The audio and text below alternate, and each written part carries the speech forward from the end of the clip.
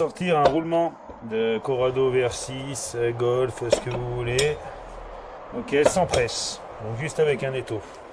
Donc on a enlevé le moyeu à l'intérieur, là, celui-ci, là on l'a enlevé, le moyeu, il est parti, donc plus de moyeu. Là le roulement qui est la partie qui est accrochée au moyeu avec le roulement, je l'ai enlevé avec un arrache-moyeu. Donc ce genre d'outil là, voilà. Voilà, comme ça, là. Hop. Maintenant, je vais enlever le circlips qui est là à l'intérieur. Donc, je prends une pince à circlips. J'enlève le circlips. Voilà. S'il veut bien venir sans me péter dans la gueule. Allez, petit coquin. Voilà, une fois qu'il est sorti un petit peu, maintenant, je l'aide avec un crochet. Hop. Hop. On a une pince normale. Alors, c'est que j'ai ça. Hop, pince aussi. Sortir. Voilà.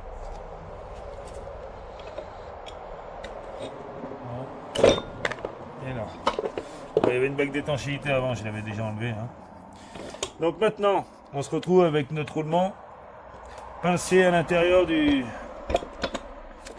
Donc moi en général ce que je fais.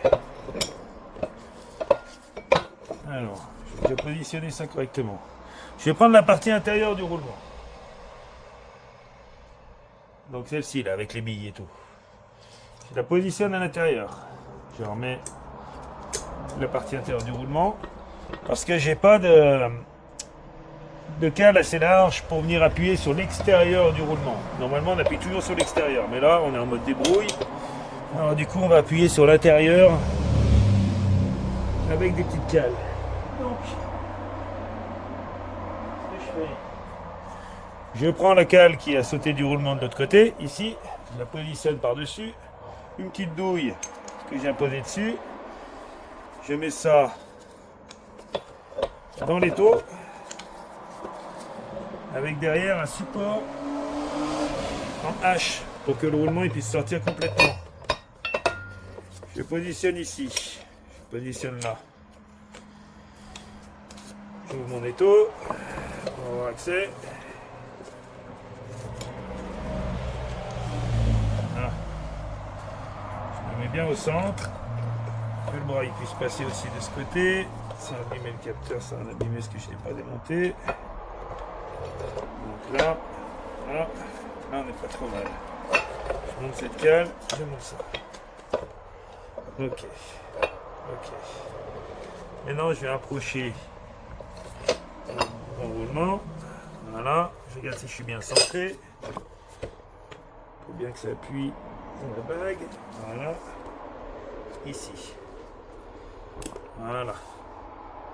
Donc là je pense que là je suis bien centré là. Moi pas trop mal. Voilà. J'ajuste un petit peu avec. Voilà. Bien être en face. Ok. Maintenant j'ai déjà mis du WD, mais je vais en remettre un petit peu. Parce que le WD c'est mon copain. Hop, un petit coup de ce côté. Hop, un petit coup de l'autre côté. Hop.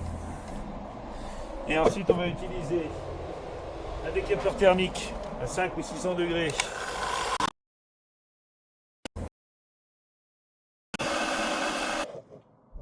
Bon alors voilà, là j'ai bien chauffé, de toute façon c'est de la fonte, hein, donc ça va pas se déformer. Ensuite j'ai une grande barre, comme ça pour m'aider à forcer, pour pas trop forcer. Et puis ben gentiment, si j'ai assez chauffé, il devrait venir tout seul. Voilà, là, ça force pas beaucoup. Donc là, je passe à l'intérieur. Gentiment.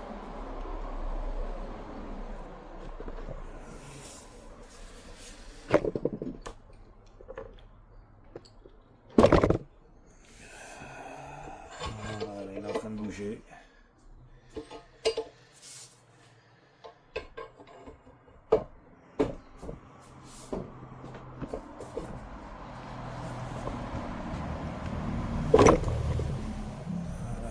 dû faire schlouk. Il a passé le premier cran. Une fois qu'il a commencé à aller, en général, c'est bon après. Le dur, c'est de le faire partir. Voilà. Bon, je vais quand même utiliser la barre. Si ça force quand même. Si ça bouge pas, vous mettez un coup de dégrippant.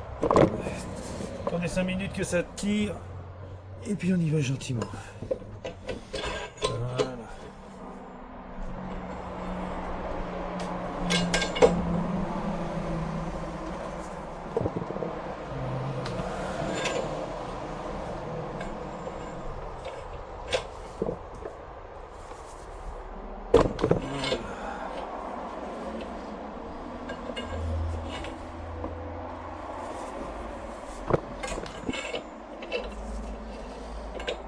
Rien de taper, tout abîmé. Je l'ai déjà abîmé avant. Maintenant je suis tout le temps comme ça. Le plus chiant c'est de trouver la bonne cale pour venir appuyer et d'avoir un bon étau.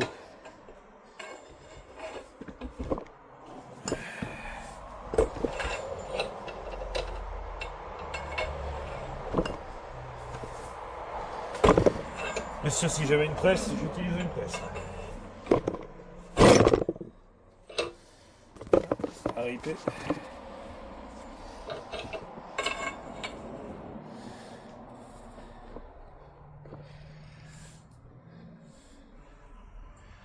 Ah, donc là je suis au bout.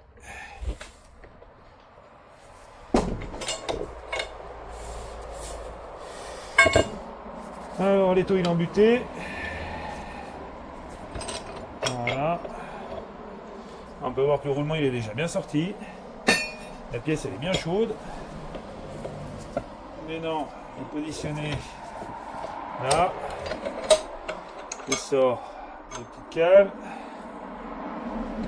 Là. Et après moi j'ai un petit bout de maillet comme ça que je mets à l'intérieur. Qui vient appuyer sur le roulement et qui me permet de taper un petit peu sur les côtés. Je tire un peu tout le tour. Alors c'est pas super pratique mais bonne pièce en ferraille. La messe est dite.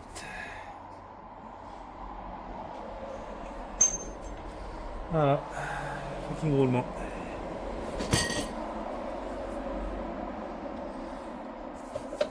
On peut voir qu'on n'a rien abîmé du tout et que la portée elle est nickel.